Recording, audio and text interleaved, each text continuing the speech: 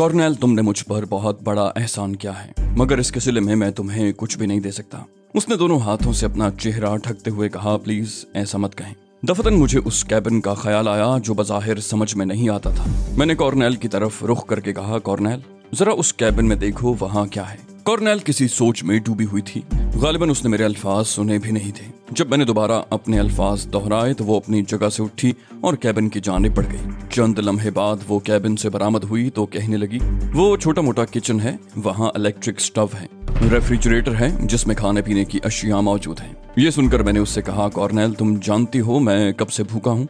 वो बोली, हाँ मैं अभी तुम्हारे लिए कुछ तैयार करती हूँ, और वो किचन में दाखिल हो गई। कॉर्नेल तकरीबन 20 मिनट वहाँ मसरूफ रही। वो काफी मुतमईन नजर आ रही थी, जबकि मेरी निगाहें बार बार तहखाने के उस दरवाजे की समत उठ जाती जहां से हम अंदर आए थे। तकरीबन 17 सीढ़ियां थीं नीचे से ऊपर तक, और हर सीढ़ी कोई 8 इंच ऊंची जरूर थी। इस तरह वो जगह खासी बुलंदी पर थी जिससे हम नीचे लुढ़के थे। 20 मिनट के बाद कॉर्नेल एक छोटी सी खूबसूरत ट्रे में कॉफी के बर्तन और सैंडविच संभाले अंदर आ गई। पानी का छोटा सा जग भी रखा हुआ था और एक गिलास भी। मैं बेख्तियार खाने पर टूट पड़ा। कॉर्नेल मुस्कुराती निगाहों से मुझे देख रही थी। मैंने उसे भी अपने साथ शामिल होने की पेशकश की तो वो मुस्कुराकर कहने लगी, मैं सिर्फ कॉफी पीऊंगी आपके साथ मिस्टर विस्तोनिया। मैं सैंडविच खाता रहा। सारी प्लेट मैंने साफ कर दी थी। उसके बाद मैंने पानी पिया और फिर कॉफी का कप लेकर बैठ गया। मैंने कहा, एक सवाल करना चाहता हूँ कॉर्नेल। वो बोली, जी आप जितने सवाल करना चाहते हैं मुझसे कर लें। मैं उस खौफ से आजाद हो गई हूँ जो अब तक मुझ पर तारी था। मैंने कहा, तुम्हारे दिल में मेरे लिए ये हमदर्दी क्यों पैदा हुई? वो बोली, इसलिए कि पहली बार किसी ने मुझे इज्जत व एहतराम की नजर से देखा है। इससे कबल मैं खुद को एक खादिमा ही तसव्वुर करती रही हूँ जिससे गुफ्तगू करने के अंदाज में सिर्फ करख्तगी होनी चाहिए थी। बहुत अरसा पहले जब मैं छोटी सी थी, मेरी माँ मिस्टर डेविड हार्ड की मुलाजिमा थी। मैंने उन्हीं की कोठी में जन्म लिया। मेरा बाप भी था। यूं समझ लो कि मैं अपनी माँ के जमाने से मिस्टर डेविड हार्ड की मुलाजिमा हूँ। ड्रैगी को मैंने अपने साथ जवान होते हुए देखा है। मैं मिस्टर डेविड हार्ड से किसी तरह का बुग़्ज़ नहीं रखती, न ही उनके खिलाफ कोई काम करने के लिए तैयार होती। लेकिन न जाने क्यों मेरे सीने में ये तूफान उमड़ आया कि मैं आपकी मदद करूं, और ये तूफान हर एहसास को खसो खाशाक की तरह बहा कर ले गया। मुझे बस ये याद रहा कि जिस तरह भी मुमकिन हो मैं आपके काम आऊं। अपने फराइज, अपनी जिम्मेदारियां कुछ भी याद नहीं रहीं, और इस बात पर यकीन कर लें मिस्टर विस्तोनिया कि आपसे ताउन में सिर्फ इंसानियत का जज्बा कार फरमा था और कोई बात मेरे पेश नजर नहीं थी। मैं चौंक कर कॉर्नेल की शक्ल देखने लगा। ये लड़की तो कुछ और ही मकाम इख्तियार करती जा रही थी। कॉफी का आखिरी घूंट लेने के बाद मैंने प्याली एक तरफ रख दी और फिर उससे पूछा, क्या तुम नस्लन यहूदी हो कॉर्नेल? वो बोली, नहीं मैं ईसाई हूँ, मेरी माँ भी ईसाई थी। मैंने पूछा, और मिस्टर डेविड हार्ड? वो बोली, डेविड हार्ड भी ईसाई हैं। मैंने कहा, अदील कुआरी का दूसरा नाम ही डेविड हार्ड है ना? वो बोली, हाँ मैं अदील कुआरी के बारे में ज्यादा कुछ नहीं जानती, बस मुझसे यही कहा गया कि यहाँ मिस्टर डेविड हार्ड यानी अदील कुआरी हैं। मैंने कहा, खूब, अब तुम आराम से इस मसहरी पर लेट जाओ, मैं कुछ काम करूंगा। वो बोली, काश यहाँ फर्स्ट एड बक्स भी होता, तुम्हारे लिबास पर लगे हुए ये खून के धब्बे मुझे दिली दुख दे रहे हैं। मैंने कहा, उन्हें भूल जाओ। वैसे अगर फर्स्ट एड बक्स मिल जाए तो तलाश कर लो, वरना इसकी कोई खास जरूरत नहीं है। हाँ कॉर्नेल, क्या तुम मुझसे मेरे बारे में कुछ नहीं पूछोगी? वो बोली, नहीं, तुमसे तुम्हारे बारे में पूछने का मकसद होगा कि मैं अपना इत्मीनान चाहती हूँ और तुम्हारी तरफ से किसी अंदेशे का शिकार हूँ, इसलिए ना तुम मुझे कुछ बताने की कोशिश करो और ना मैं तुमसे कोई सवाल करूंगी। मैंने गर्दन हिलाई और दिल ही दिल में खुदा से दुआ मांगी कि मुझे आसानी के साथ यहाँ से गुलू खलासी मिल जाए। उस लड़की ने बेपनाह कर्ज लाद दिए थे मुझ पर। इन कर्जों का बोझ बाहर तौर उतारना था। अब मैं अदील कुआरी या दूसरे मानों में डेविड हार्ड की तरफ से इस बात का यकीन कर चुका था कि ये शख्स यहूदी आलायकार था और बंगाना फैक्ट्री के खिलाफ तखरीबकारी में मसरूफ था। लेकिन उसका मंसूबा क्या था, वो किस नौयत की कार्रवाइयों में यहाँ मसरूफ था, ये सब कुछ अभी पर्दाए राज में था। मैं उस अलमारी के करीब पहुंच गया जिसमें किताबें रखी हुई थी। मैंने गहरी निगाह से उसका जायजा लिया, फिर उसकी तलाशी शुरू कर दी और तकरीबन 2 घंटे तक इस काम में मसरूफ रहा। कॉर्नेल फर्स्ट एड बक्स की तलाश में नाकाम होकर एक कुर्सी पर जा बैठी थी। जब मैं अलमारी की तलाशी लेकर फारिग हुआ तो मैंने उसकी तरफ देखा और कहा, प्लीज कॉर्नेल तुम आराम करो, मुझे खुशी होगी। वो बोली, नहीं मैं इसकी आदी नहीं हूँ, आप काम में मसरूफ रहें और मैं आराम करती रहूं, ये मुझे गवारा नहीं। मुझे बताएं मैं आपकी क्या मदद कर सकती हूँ। मैंने कहा, देखो कॉर्नेल, मेरे और तुम्हारे दरमियान आका और मुलाजिम का रिश्ता नहीं, ऐसी बातें करके तुम मुझे शर्मिंदा कर रही हो। मेरी दिली ख्वाहिश है कि तुम उस मसहरी पर जाकर लेट जाओ और इत्मीनान से सो जाओ। तुम्हारे आराम और तुम्हारी हिफाजत का ख्याल रखना अब मेरी जिम्मेदारी है। कॉर्नेल चंद लम्हे सोचती रही, फिर खामोशी से उठी और मसहरी पर जाकर लेट गई। मैं अलमारी के मुआयने से फारिग हो चुका था। राइटिंग टेबल की तरफ मुतवज्जे हुआ और तमाम दराजें निकाल कर बाहर रख ली। उनमें बेशुमार कागजात थे। उन कागजात में मुझे उनाबी जिल्द की एक बड़ी सी नोटबुक भी मिली जो मेरी खुसूसी तवज्जो का मरकज बन गई। नोटबुक में इंदराजात थे और ये इंदराजात इतने दिलचस्प और हैरत अंगेज थे कि मैं ये भी भूल गया था कि मेरे जिस्म पर टीसें देते हुए जख्म मौजूद हैं और मैं दुश्मन के नरगे में हूँ। उस नोटबुक में लाइन ऑफ क्रूजल के हवाले से स्टीफन ब्रकोडा की हिदायत के मुताबिक जगह जगह कुछ इंदराजात थे। किताब की जिल्द में मुझे एक और कागज मिला जिसमें एक नक्शा और एक अजीबोगरीब ग्राफ बना हुआ था। नक्शे पर शेर का सर नुमाया था जो एक कोने में बना हुआ था। शेर के सर से शुरू होकर लाइनें मुख्तलिफ समतों में चली गई थीं। ये लाइनें एक दूसरे से इस तरह मरबूत की गई थीं कि एक अजीब सा जाल बन गया था। मैं उस नक्शे में सर खपाता रहा और घड़ी की सुइयां आगे बढ़ती रहीं। उस वक्त तकरीबन 3:30 बजे थे जब मैंने नोटबुक को एक तरफ रखा और नक्शे से भी जान छुड़ाई, क्योंकि इंतहाई गौर ख्वास के बावजूद मेरी समझ में कुछ न आ सका। कॉर्नेल की तेज तेज सांसें इससे कबल मैंने नहीं सुनी थी। अब जो गर्दन घुमा कर देखा तो वो गहरी नींद सो रही थी। मेरे होंठों पर भी किसी मुस्कुराहट फैल गई। नींद भी क्या शय होती है, लेकिन क्या मुझे भी नींद आ सकेगी? नोटबुक के मुताले और उस नक्शे ने रही सही कसर भी पूरी कर दी।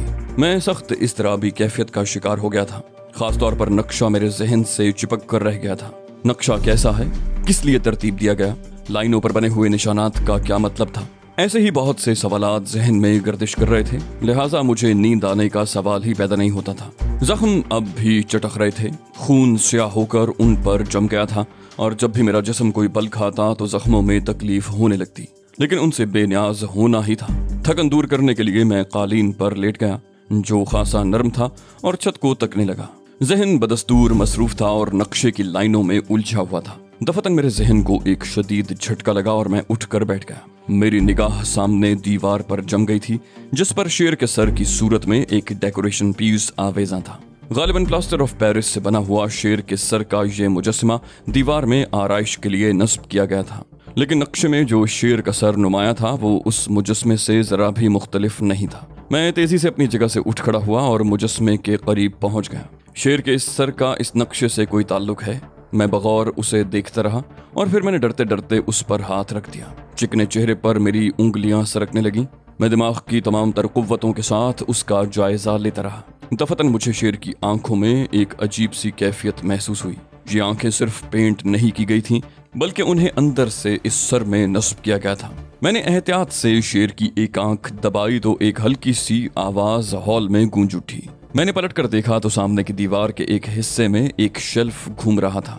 उस शेल्फ में बहुत सी किताबें और रिसाले चुने हुए थे।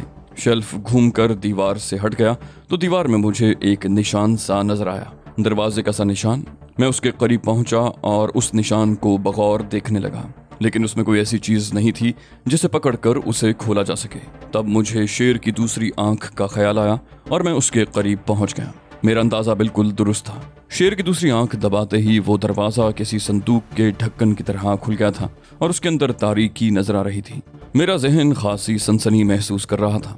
मुझे यूं महसूस होता था जैसे मैं किसी बहुत अहम राज की तरफ पेशकदमी कर रहा हूँ, लेकिन उस तारीक खला में दाखिल होने के लिए रोशनी का क्या बंदोबस्त किया जाए। चंद लम्हे तक मेरे जहन में कोई बात न आ सकी।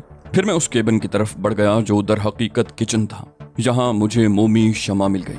एक मोटी मोमबत्ती को रोशन करके मैं उस खला की तरफ चल पड़ा। खला की चौड़ाई तकरीबन 2.5 फुट थी और बुलंदी तकरीबन 4.5 फुट। गोया उसमें खड़े होकर सफर नहीं किया जा सकता था, लेकिन कुछ झुककर उसमें दाखिल हुआ जा सकता था। मैंने खुदा का नाम लिया और उस खला में कदम रख दिया। अंदर गहरी तारीकी और हब्स था। मेरे हाथ कपकपा रहे थे, शम्मा की लौ लरज रही थी, लेकिन मैं आगे बढ़ता चला गया। तब मेरी आंखों ने वो अजीबोगरीब मंजर देखा जिसे देखने के बाद उस नक्शे की तरतीब मेरे जहन में आ गई थी। ये तारों के जाल थे जो यहाँ से फैलते चले गए थे, लेकिन उनका आखिरी सिरा कहाँ है इसका कोई अंदाजा नहीं था। मैं उन तारों को बगौर देखता हुआ एहतियात के साथ आगे बढ़ता रहा। वो सुर्ख नुक्ते भी मेरे जहन में थे जो जगह जगह नक्शे में थे। उनका भी सुराग लगाना जरूरी था। ये सुरंग न जाने कितनी तवील थी। मैं आगे बढ़ता हुआ तकरीबन 200-250 गज दूर निकल गया। बदन के मसामात पसीना उगल रहे थे। हब्स की वजह से सांस लेना दूभर हो रहा था, लेकिन तजस्सुस मुझे वापस नहीं लौटने दे रहा था। तकरीबन 1 फरलांग चलने के बाद मैं रुक गया। मेरा दिल गवाही दे रहा था कि ये सुरंग मुझे यकीनन बंगाना की असलहा फैक्ट्री के नीचे ले जाएगी। अब मुझे आगे बढ़ने में दुश्वारी पेश आ रही थी। दफतन सुरंग के दाहिनी समत मोमबत्ती की लरसती लौ ने एक चौकोर दरवाजे की निशानदही की, जिसे देखकर मैं रुक गया। मैंने एहतियात से उस दरवाजे की कुंडी खोली और अंदर झांक कर देखा। मेरी आंखें शिद्दत हैरत से फटी की फटी रह गईं। ये वैसे ही चौकोर बक्स थे जैसे मैंने एक दफा एक्वन में पकड़े थे और जिनके बारे में बाद में मुझे इल्म हुआ था कि ये डायनामाइट थे। चौकोर बक्स से बारीक बारीक तार निकले हुए थे जो एक दूसरे से मुंसलिक थे। उन बक्सों की तादाद उस जगह 20 थी और अब मुझे उन सुर्ख नुक्तों का राज भी मालूम हो चुका था। मैंने अपनी तमाम तर कुव्वत इरादी मुज्तमा की, फेफड़ों में सांस खींची और हल्की हल्की ऑक्सीजन जो मिट्टी में जज्ब होती है मेरे सांसों को बहाल करने लगी। उसके बाद मैं वहां से आगे बढ़ गया और फिर नीम दीवानगी के आलम में मैंने सुरंग का बकिया सफर तय किया। वो तमाम जख्म पसीने से धुल चुके थे जिन पर खून जमा हुआ था। फेफड़े ऑक्सीजन की कमी की वजह से फटे जा रहे थे, लेकिन मेरा अज़्म उन तमाम चीज़ों को फरामोश किए हुए था और मैं मुसलसल उन ज़खायर का पता लगाता हुआ आगे बढ़ता चला जा रहा था। पूरा नक्शा अब मेरी समझ में आ गया था। ये डायनामाइट लाइन ऑफ क्रूजल की उस फैक्ट्री को तबाह करने के लिए लगाए गए थे और ये काम डेविड हार्ड या अदील कुआरी के अलावा और किसी का नहीं था। अब मुझे ऊपर धमक सुनाई देने लगी। ये यकीनन भारी मशीनों के चलने की आवाज थी। इसका मतलब था कि अब मैं लाइन ऑफ क्रूजल की फैक्ट्री के नीचे हूँ। यहाँ मैंने डायनामाइट के ज़खायर का इतना बड़ा अंबार देखा कि मेरे दिल की धड़कन बंद होते होते रह गई। यकीनन ये ज़खायर पूरी फैक्ट्री को धमाके से उड़ाने के लिए काफ़ी थे और जब उनमें बरक़ी रौ दौड़ेगी तो लाइन ऑफ क्रूजल की ये चौथी फैक्ट्री भी तबाह हो जाएगी। लेकिन ये बात समझ में नहीं आई थी कि रेडियो कंट्रोल डायनामाइट लगाने की बजाय ये इलेक्ट्रिक डायनामाइट क्यों इस्तेमाल किए गए थे। शायद इसलिए कि उनकी कुव्वत ज़्यादा होगी, लेकिन उन्हें ब्लास्ट करने के लिए कहाँ इंतज़ाम किया गया था, क्योंकि अगर उस तहखाने में उनका ब्लास्ट कंट्रोल होता तो वो तहखाना भी धमाकों से तबाह हो सकता था। लेकिन फौरी तौर पर ये सब कुछ जानने का वक्त नहीं था। मैंने अपनी उन कोशिशों में कामयाबी हासिल कर ली थी जिनका बीड़ा उठाकर मैंने इस सफ़र का आगाज़ किया था। वापसी में मैंने अपनी रफ्तार इस हद तक तेज़ रखी जिस हद तक मुमकिन हो सकती थी। गर्दन झुकाए झुकाए चलने के बायस बदन और ज़्यादा थकन महसूस कर रहा था। हब्स और गर्मी से बुरा हाल था। यूं महसूस होता था जैसे किसी भी लम्हे चकरा कर गिर पड़ूंगा, लेकिन मैं अपने आसाब संभाले हुए था। शमा गुल हो चुकी थी, लेकिन अब मेरी आंखें तारीकी में देखने की इस कदर आदी हो चुकी थी कि मुझे चलने में कोई दिक्कत नहीं हो रही थी। जब मैं तहखाने में पहुंचा तो मुझे ऐसा महसूस हुआ जैसे जहन्नम से निकल कर जन्नत में आ गया हूँ। तहखाने में ताज़ा हवा की आमद का माकूल बंदोबस्त किया गया था और शायद थोड़ी बहुत ऑक्सीजन उस चौकोर खुले हुए दरवाजे ही से अंदर दाखिल हो रही थी, जिसने मुझे जिंदा रहने में मदद दी थी, वरना फेफड़े ही फट जाते। वापस आकर मैं कालीन पर इस तरह गिर पड़ा जैसे मेरे बदन में जिंदगी की कोई रमक बाकी नहीं रही थी। कॉर्नेल उसी तरह मसहरी पर आराम की नींद सो रही थी, जबकि मैं इस दौरान एक ऐसे राज का सुराग लगाने में कामयाब हो गया था जो जबरदस्त अहमियत रखता था। बहुत देर तक मैं उसी तरह बेहिस्सो हरकत पड़ा रहा और लंबे लंबे सांस लेता रहा। फिर जब तबीयत बहाल हो गई तो उठकर बैठ गया। मुझे यूं महसूस हो रहा था जैसे लाइन ऑफ क्रूजल की ये फैक्ट्री एक लम्हे में बर्बाद होने वाली हो। हालांकि ये मेरे अपने एहसासात थे, वरना दर हकीकत चीफ इंजीनियर की मौत के बाद ये काम फिलहाल मुअत्तल हो गया था। दफतन एक और ख्याल के तहत मैं बुरी तरह चौंक पड़ा। अगर उन सुरंगों तक जाने का रास्ता यही तहखाना है तो यकीनन अब उसका चार्ज लेने की कोई और कोशिश कर लेगा और जल्द या बदेर वो शख्स यहाँ पहुँचने वाला होगा। ये तो मुमकिन नहीं था कि सिर्फ डेविड हार्ड ने ये तमाम जिम्मेदारी संभाली हुई हो। उसके राजदार दूसरे लोग भी होंगे। सुरंग खुद ब खुद तो नहीं बन गई होगी। पता नहीं कितने तवील अरसे तक उस सुरंग की तामीर के लिए मुशक्कत की गई होगी। यकीनन उस तहखाने का राज सिर्फ डेविड हार्ड तक महदूद नहीं होगा। ये दूसरी बात है कि आम लोगों को उसके बारे में हवा न लगने दी गई हो। ये ख्याल आते ही मैं उठ खड़ा हुआ। थोड़ी देर पहले की वो थकन वगैरह न जाने कहाँ गुम हो गई। मेरे बदन में नया जोश और नई चिंगारियां भर गई थी। मुझे एहसास हो रहा था कि मेरे पास वक्त बहुत कम है। मुझे फौरी तौर पर कुछ कर लेना चाहिए। मैं फौरन ही किचन की तरफ बढ़ गया। मेरा अंदाजा गलत नहीं था।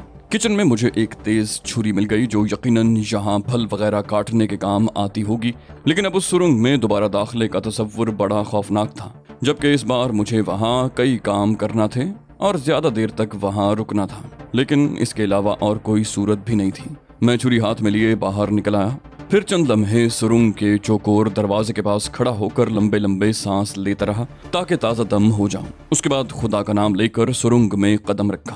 पहले मैंने सुरंग के आगाज पर तारों के जो गुच्छे दीवार से दूसरी तरफ निकल गए थे उन्हें एक एक करके काटना शुरू कर दिया। अपनी पहली कोशिश में कामयाब होने के बाद मेरा एतमाद बहाल हो गया। मैं कुछ और आगे बढ़ा और उसके बाद पहले डायनामाइट के जखीरे के पास पहुंचकर मैंने इंतहाई एहतियात से उसके तमाम तार काट दिए। ये तार मैंने इस तरह काटे थे कि आसानी से जोड़े न जा सकें, और फिर मुझे अपने आप पर मुकम्मल एतमाद होता चला गया और मैं बहुत दूर तक तारों के ये जखीरे काटता चला गया, यहाँ तक कि आखिरी हद पर पहुंच गया। तारों के बड़े बड़े टुकड़े निकाल कर मैंने अपने पास महफूज कर लिए थे ताकि अगर फौरी तौर पर उन्हें जोड़ने की कोशिश की जाए तो उसमें उन्हें आसानी हो। इस काम में मुझे न जाने कितनी देर लगी थी। कोई अंदाजा लगाने की कोशिश नहीं की थी, बस अपनी तमाम तर कुव्वतों के साथ काम करता रहा था और जहन को हर किस्म की तकलीफ के एहसास से बेनियाज कर लिया था। तारों का आखिरी सिलसिला काटने के बाद मैं वापस पलटा और तूफानी रफ्तार से चलता हुआ तहखाने में आ गया। मेरा पूरा बदन इस तरह भीग रहा था जैसे पानी के नल के नीचे बैठा रहा हूँ। जहन साए साए कर रहा था, कान बेहद गर्म हो गए थे। मैंने कॉर्नेल की मसहरी की तरफ निगाह उठाई तो वो वहाँ मौजूद नहीं थी। तब मेरी नजरें टॉयलेट की तरफ उठ गईं। मुमकिन है वो वहाँ हो।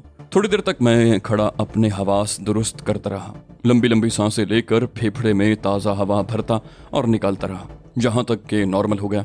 तब मुझे एहसास हुआ कि कॉर्नेल को गैर मामूली तौर पर काफ़ी देर हो चुकी है। क्या वो टॉयलेट में नहीं है? अगर वो टॉयलेट में नहीं है तो कहाँ गई? टॉयलेट के दरवाजे पर पहुंचकर मैंने उंगली से आहिस्ता से दस्तक दी और 3 बार उसे पुकारा। फिर दरवाजा खोलकर देखा, लेकिन कॉर्नेल वहां नहीं थी। कहीं और भी नजर नहीं आ रही थी। मैं बदहवासी के आलम में सोचने लगा कि कॉर्नेल कहाँ गई, कहीं वो मेरे लिए परेशानी का बायस न बन जाए। अभी मैं ये सोच ही रहा था कि तहखाने के दाखिली दरवाजे पर हल्की सी दस्तक हुई और मैं एक गोशे में सिमट गया। लेकिन सीढ़ियों पर मुझे कॉर्नेल नजर आई थी। वो आहिस्ता आहिस्ता नीचे उतर रही थी और उसके चेहरे पर परेशानी के आसार नुमाया थे। फिर उसकी निगाह मुझ पर पड़ी और वो एक लम्हे के लिए ठिठक गई। उसने मुताज्जिबाना अंदाज में कहा, ओह विस्तोनिया, कहाँ चले गए थे? मैंने कहा, क्या तुम मुझे तलाश करती फिर रही थी? वो बोली, हाँ, मैं समझी कि तुम। मैंने कहा, नहीं कॉर्नेल, जब एक बार एतबार कायम हो जाए तो फिर उसे शुकुक व शुबहात की नजर नहीं करना चाहिए, मैंने तंबीह के अंदाज में कहा। वो बोली, खुदा की कसम ऐसी कोई बात नहीं थी मेरे जहन में कि तुम मुझे छोड़कर चले गए हो। मैंने ये नहीं सोचा था, बल्कि मैं ये समझी थी कि तुम ऊपर का माहौल देखने गए हो। मैंने कहा, मैं तो नहीं गया था, लेकिन तुम तो हो आई हो, क्या पोजीशन है? वो बोली, मेरे ख्याल में इस वक्त यहाँ से निकलने के लिए सबसे मुनासिब मौका है। मैंने कहा, क्या मतलब? वो बोली, पूरी इमारत में कोई नजर नहीं आ रहा, यूं लग रहा है जैसे उन्होंने ये इमारत छोड़ दी हो। मैंने मुस्कुराते हुए कहा, वेरी गुड। कॉर्नेल ने एक पिस्तौल मुझे देते हुए कहा, इसमें 6 गोलियां हैं, ये मुझे एक कमरे में मिल गया था, मैंने सोचा शायद हमारे काम आ सके। मैंने कहा, बिल्कुल ठीक सोचा तुमने कॉर्नेल, वाकई हमें इसकी जरूरत थी। फिर क्या ख्याल है, क्यों ना हम यहाँ से निकल चलें? कॉर्नेल चंद लम्हे मुझे देखती रही, फिर बोली, जैसा तुम पसंद करो, लेकिन निकल कर जाओगे कहाँ? मैंने कहा, ये बाहर निकल कर ही सोचेंगे। वो बोली, तो फिर मैं तैयार हूँ। हम दोनों तहखाने की सीढ़ियाँ उबूर करने लगे और बिलाखिर बाहर पहुँच गए। कॉर्नेल के बयान के मुताबिक हर तरफ सन्नाटा तारी था। बाहर निकलने के लिए हमने एक समत मुंतखब की और इमारत के बैरूनी हिस्से में आ गए, लेकिन अभी हम इमारत के सामने का हिस्सा उबूर भी न कर पाए थे कि दफतन स्याह रंग की एक बड़ी लैंड रोवर इमारत के मेन गेट पर नमूदार हुई और लैंड रोवर में बैठे हुए लोगों ने हमें देख लिया। लैंड रोवर के ब्रेक लगे और दूसरे ही लम्हे उसमें से कई आदमी नीचे कूद आए, जिनके हाथों में रिवॉल्वर वगैरह मौजूद थे। सूरत हाल का ये रुख मेरे लिए गैर मुतवक्के था। फौरी तौर पर मैं दीवार की तरफ दौड़ा। कॉर्नेल का मैंने हाथ पकड़ लिया था। कई गोलियां सनसनाती हुई हमारे आसपास से गुजर गईं। दीवार के पास पहुंचकर मैंने फुर्ती से कॉर्नेल को दोनों हाथों पर उठाया और दीवार पर चढ़ा दिया। कॉर्नेल ने दूसरी समत कूदने में देर न लगाई। मैंने भी दोनों हाथों से दीवार के किनारे पकड़े और पूरी कुव्वत से अपने जिस्म को ऊपर की तरफ इस तरह उछाला कि एक ही लम्हे में दीवार के दूसरी तरफ पहुंच गया। कॉर्नेल कपड़े झाड़ती हुई उठ खड़ी हुई थी। खुदा का शुक्र था कि उसे कोई चोट नहीं आई थी। मैं अकब में भाग दौड़ कर आवाजें सुन रहा था। कई आदमी हमारे पीछे दौड़ पड़े थे। हम उस इमारत में बाईं समत दौड़ पड़े और काफी दूर निकल आए। उस वक्त रुकना मौत को दावत देना था। चुनाचे जिस समत मुंह उठा हम लोग दौड़ पड़े। फायरिंग की अब कोई आवाज नहीं सुनाई दी थी। गालिबन उन्हें इस बात का होश आ गया था कि इस तरह गोलियां चलाना दूसरों को भी उनकी तरफ मुतवज्जे कर सकता है। मैं और कॉर्नेल पूरी कुव्वत से दौड़ते रहे। उस वक्त हमने ये अंदाजा लगाना जरूरी न समझा था कि जिस समत हम दौड़ रहे हैं वो दुरुस्त है या गलत। बस यही ख्वाहिश थी कि उनकी पहुंच से दूर निकल जाएं। थोड़ी देर के बाद हमें अंदाजा हुआ कि हम आबादी से दूर निकल आए हैं। दूर दूर तक किसी ज़ीरूह का पता नहीं था। सूरज निकल आया था और चारों तरफ रोशनी फैल गई थी। हम आगे बढ़ते रहे और एक बुलंद पहाड़ी टीले के नजदीक पहुंच गए। यहाँ चारों तरफ छोटी छोटी झाड़ियां थीं। हमारी दाहिनी समत एक घना जंगल नजर आ रहा था, लेकिन वहां तक पहुंचने के लिए हमें अभी काफी फासला तय करना था। मैंने और कर्नल ने मुत्तफिका तौर पर फैसला किया कि जंगल का रुख किया जाए। इस तरह हम उनकी निगाहों से पोशीदा रहने की कोशिश कर सकते थे। चुनाचे हम जंगल की तरफ चल पड़े। रास्ता खासा दुश्वार गुजार था। जगह जगह गड्ढे और झाड़ियों के सिलसिले हमें अपना रुख तब्दील करने पर मजबूर कर देते थे। बिलाखिर हम एक ऐसे मकाम पर जा निकले जो किसी कदर महफूज महसूस होता था। जंगल अब बिल्कुल करीब था। तो दोस्तों, ये थी हमारी आज की एपिसोड। उम्मीद करते हैं आपको हमारी कहानी पसंद आई होगी। जाने से पहले इस वीडियो को लाइक कीजिए और शेयर करना मत भूलिए। कमेंट करके हमें बताइए कि आपको हमारी वीडियो कैसी लगी। और अगर अभी तक आपने इस चैनल को सब्सक्राइब नहीं किया तो इसे सब्सक्राइब कीजिए और बेल आइकन दबाकर ऑल नोटिफिकेशंस ऑन कर लीजिए।